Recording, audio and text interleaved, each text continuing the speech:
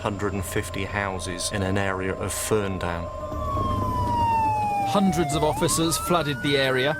The operation became headline news. Detectives searching for a bomb which a blackmailer claims he's planted in Dorset are continuing their investigations today. A large area of Ferndown remains sealed off, while police and bomb disposal experts scour the area. It was effectively an inch-by-inch search through the gardens and through the bushes, through the sheds and anything that existed within those gardens. This was a really tense time for Dorset Police.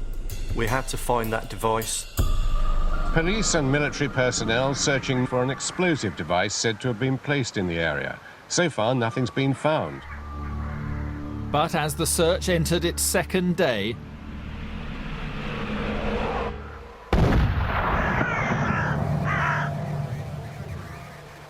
shocked detectives feared the worst.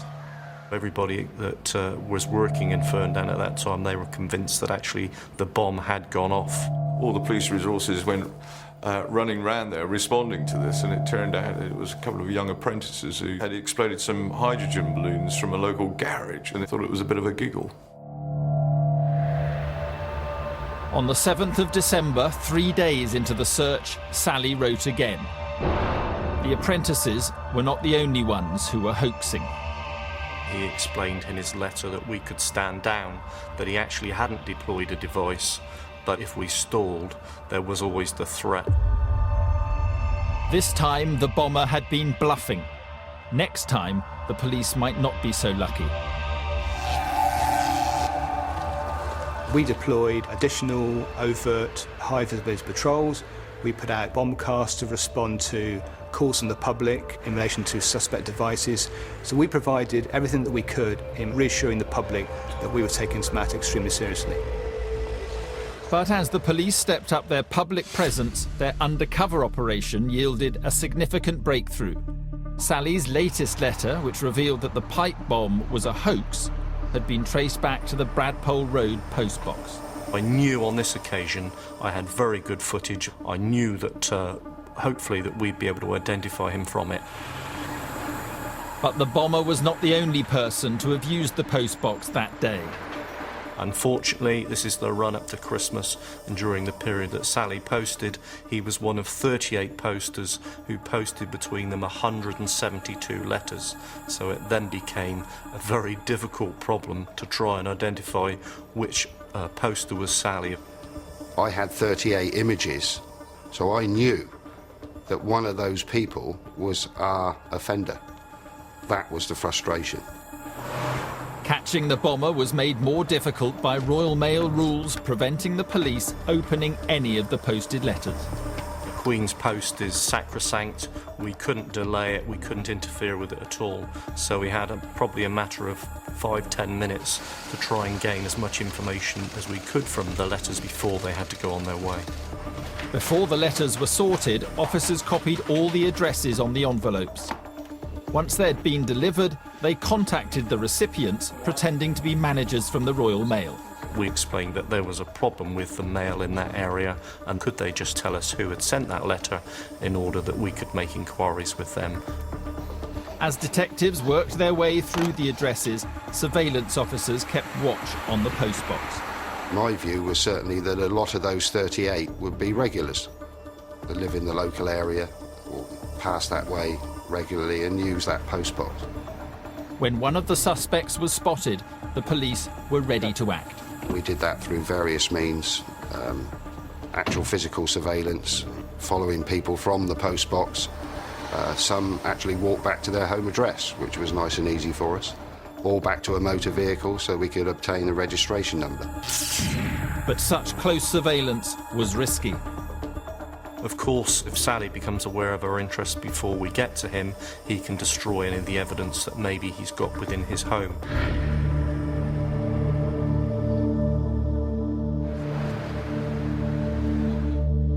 DSI James knew any error now could spell disaster. This inquiry now was close to being 6 months old. We'd received maybe 20, 25 letters.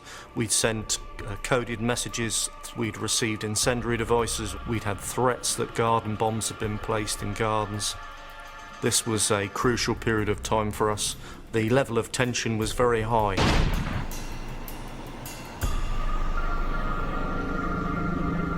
In late December, as officers watched the postbox, they made an identification that they hoped would never happen. One of the 38 posters was a local police officer that worked within Bournemouth. Just as the investigators had feared, it appeared that the bomber might be one of their own. 5 months into the hunt for the Tesco Bomber, detectives were finally closing in. They knew the bomber was one of 38 people captured on tape using the Bradpole Road postbox in Bournemouth. But as they continued the stakeout, they made a disturbing discovery. One of their suspects was a police officer. We had been concerned that a police officer may have been involved because of the use of jargon that indicated perhaps somebody had knowledge of the law. If the bomber was an officer from the Dorset force, he might even have inside information about the investigation. That became even more relevant when we identified that he was a local police officer that worked within Bournemouth, and we became very interested in him. The officer was duly interrogated by detectives. But within hours, it became clear he was not the man they were looking for. He was totally innocent, and it was just by pure coincidence that he happened to post a letter. With the police officer in the clear, detectives concentrated on narrowing down their list of suspects further. We identified a small number of persons fairly quickly, particularly those who were writing to businesses and companies. But we were left with a small number of individuals we hadn't been able to identify. After weeks of work, police had eliminated all but 9 of the people who had used the Bradpole Road postbox. And on the 17th of February, the number of suspects dropped to just 1. We noticed one of the people that we were trying to identify walking along the service road carrying a plastic petrol can. At that time, there was a filling station at the end of the service road. Didn't need to be a rocket scientist to work out that he'd probably been to the garage.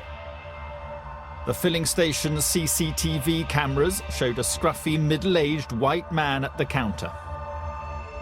Officers established that, in fact, our poster had purchased petrol at that station and had paid by cheque. The cheque was traced to a 50-year-old unemployed electrician from the Kinson area of Bournemouth. His name was Robert Edward Dyer.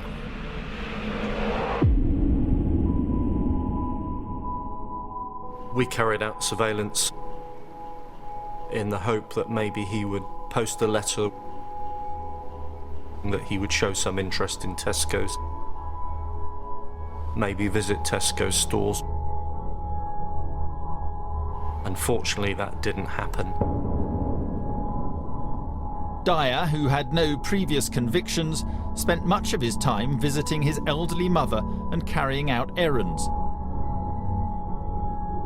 On 2 occasions, police filmed him driving in the vicinity of Bradpole Road.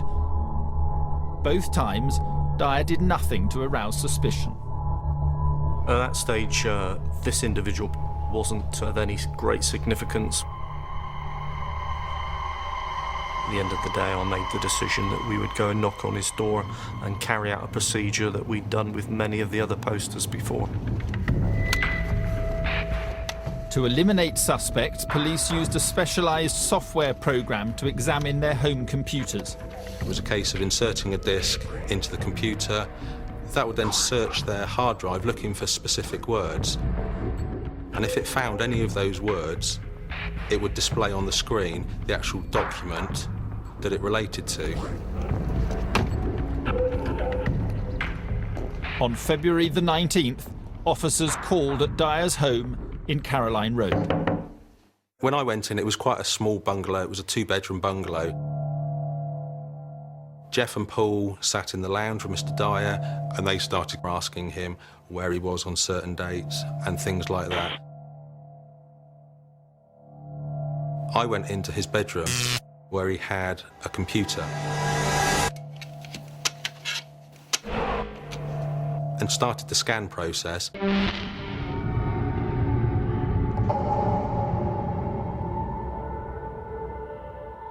It was quite a sombre type of atmosphere within the actual bungalow itself.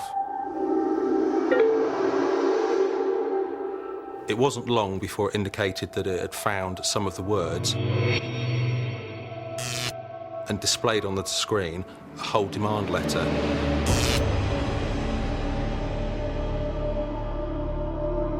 From walking in the door to suddenly sitting in a room by myself thinking, this is where we are, Mr. Dyer is the offender.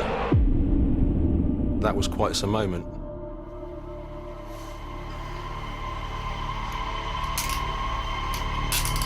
It was quite strange really, because there was no real reaction.